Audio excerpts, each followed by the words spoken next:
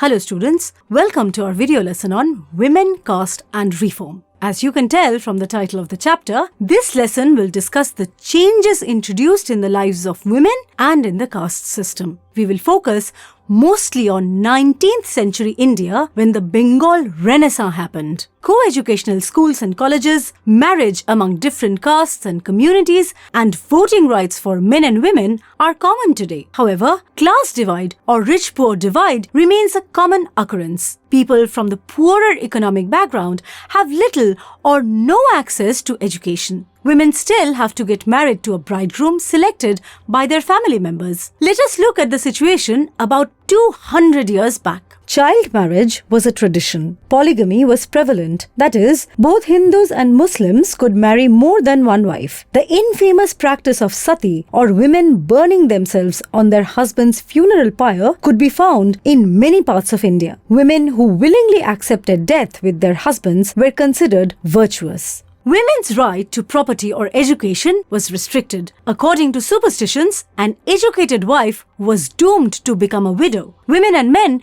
were also divided on the basis of caste. Here, we come to the long-standing caste system in the Indian society. Brahmins and Kshatriyas formed the upper castes. They were the scholars and the warriors. Then came the traders and moneylenders, often called Vaishyas. Next came the Shudras, who were the peasants, artisans, weavers and potters. To the lowest strata belonged the untouchables, who kept the cities and villages clean, but were themselves considered impure. They were not allowed to mingle with the upper castes or access the same public places. In the 19th and 20th centuries, these social norms and practices started changing. Much like the World Wide Web in the 21st century, the print medium and publication of magazines, books, newspapers, leaflets and pamphlets in the 19th and 20th centuries helped in the planting and proliferation of new ideas. These magazines and books started discussions about society, politics, economics and religion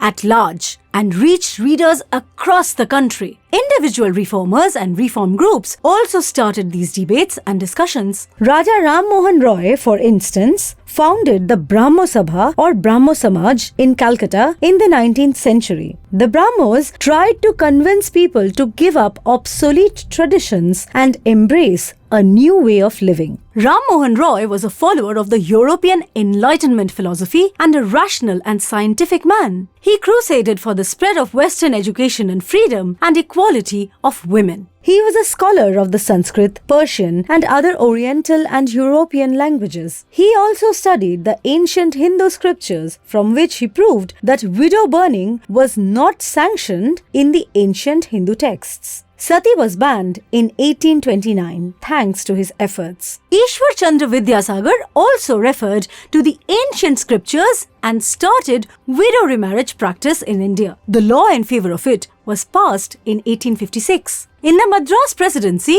Veerasalingam Pantulu crusaded for widow remarriage. Swami Dayanand Saraswati and his Arya Samaj also supported this cause in the north. In spite of the laws and activism supporting widow remarriage, not many widows had the courage or opportunity to remarry. Education for girls became significant in the mid-19th century and many schools opened for them in Calcutta and Bombay. Women like Rashundari Devi were educated at home by their liberal fathers or husbands because public space was often thought inappropriate for women. Arya Samaj in Punjab and Jyotirao Phule in Maharashtra also set up schools for girls. Women taught girls and women to read the Quran in Arabic in upper-class Muslim households. Mumtaz Ali reinterpreted verses from the Quran to argue for women's education. The first Urdu novels were written from the late 19th century and women could read about religion or domestic management in their own language. Since the end of the 19th century, women began to work for reform, joined movements, write their opinions about women's place in society, and established schools and organizations. The Begums of Bhopal founded a primary school for girls in Aligarh, and Begum Rokeya Sakhawat Hossain started schools for Muslim girls in Patna and Calcutta. Tarabai Shinde wrote the famous book called Stri Purush Tulana, while the famous Sanskrit scholar Pandita Ramabai wrote a book about the miserable lives of upper caste Hindu women and founded a widow's home in Pune.